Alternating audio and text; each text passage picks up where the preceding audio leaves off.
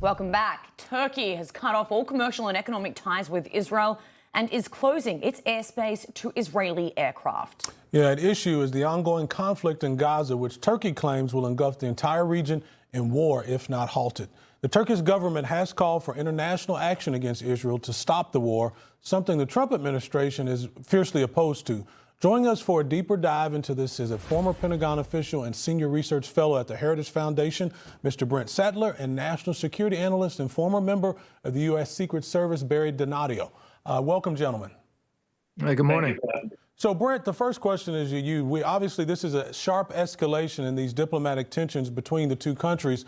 Why did Turkey make this dramatic move against Israel?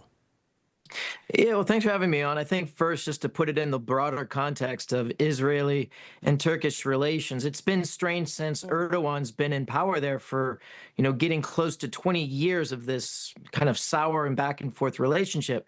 This most recent isn't really a surprise, given the ongoing nature of the fight, a necessary fight against Hamas in Gaza. What's not clear is the actual impact on commercial flights going across Turkish airspace, but clearly the Erdogan government wants to impose some cost on the Israeli military. But if it impacts the provision and the movement of equipment to the fight in Ukraine, I think it'll cross a threshold to a bigger issue. Yeah, I think that is something we also have to keep an eye on and be wary of as well. Barry, for a week and counting, though, now Israel has signaled the beginning of its latest ground invasion in Gaza City that it's been planning. What do you see happening here, and what's the outcome that they are after? Great to be here on your show, and great to be with Brent as well. I agree with everything he said, and what we're going to see is full military operation, unrestricted warfare going into Gaza City to get this done once and for all. The Israelis have a chance to rescue the hostages right now. They're certainly not going to get these hostages back through negotiation with Hamas. I think the United States would be doing the same exact thing, going into Gaza and bringing this to an end and ending the suffering, not only for the Israelis, but for the Gazans as well. The sooner this is done, the sooner they can move to peace, and the sooner they can help rebuild Gaza for a sustainable peace moving forward.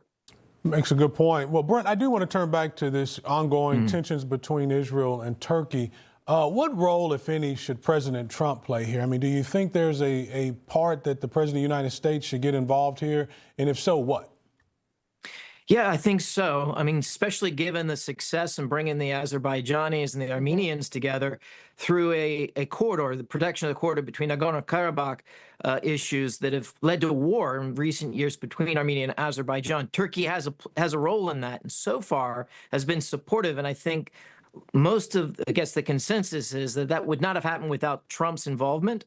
And so if there is wider risk that this spat between Turkey and Israel could jeopardize wider regional efforts, it definitely requires the White House's attention. Yeah, Barry, what's your opinion on this whole Turkey-Israel thing? Because also this is going to cause a rift between the U.S. and Turkey, considering that Turkey is part of NATO as well, does it not? Is there some kind of conflict of interest that we might see there?